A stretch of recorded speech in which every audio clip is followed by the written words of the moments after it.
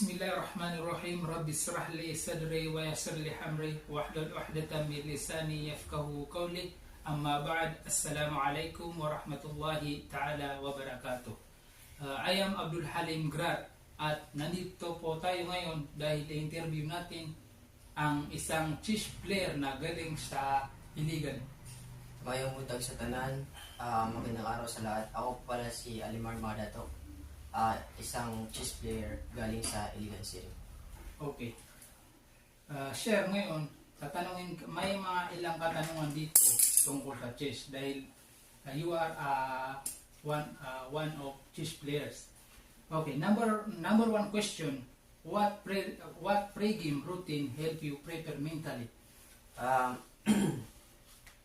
Palagi po ako nagme-meditate and nagre-review po ako ng mga strategies. Okay, number two, how do you manage nervous before a tournament? Palagi ko pong I do always do positive self-talk and visualization. Okay. Number three question, what visualization techniques do you use to anticipate opponent moves? Imagining the opponent's move, tsaka ina-analyze ko po yung mga possible responses ng aking kalaban. Okay, number four question, how do you stay focused during long game? Perme ko mag-take a break, dayon hydration, like mo inom. Okay.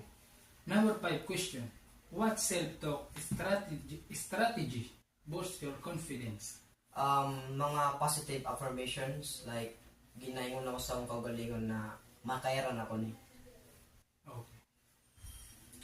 Number six question, describe your thought process when facing unexpected moves. Every time na makuan ko, like mataranta, I just do calm analysis. Okay. Number seven, how do you balance analyze and instinct? Combining logic and experiences. Okay. Number eight question, how do you handle tilting or emotional stability? When I got tilted, I just do deep breathing and mag-refocus. Okay. Number 9 question, how do you maintain concentration during marathon seasons? I always take a breaks and mga physical exercises. Okay. Number 10 question, what physical or mental exercise improve your endurance?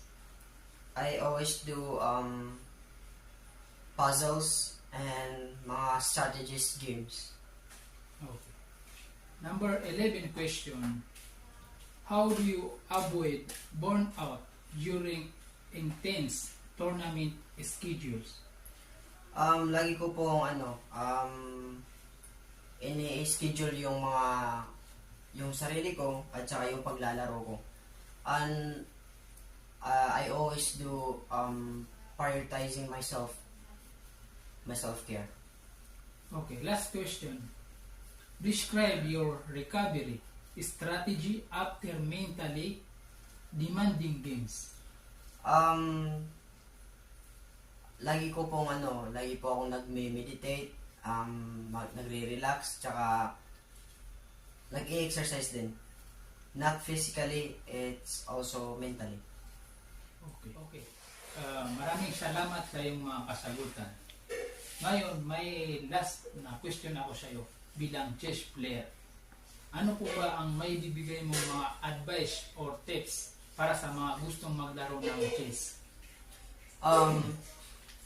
Sa mga gustong maglaro ng chess, especially yung mga beginners, ang importante lang yung mga buhaton is mag-review gid mo mga strategies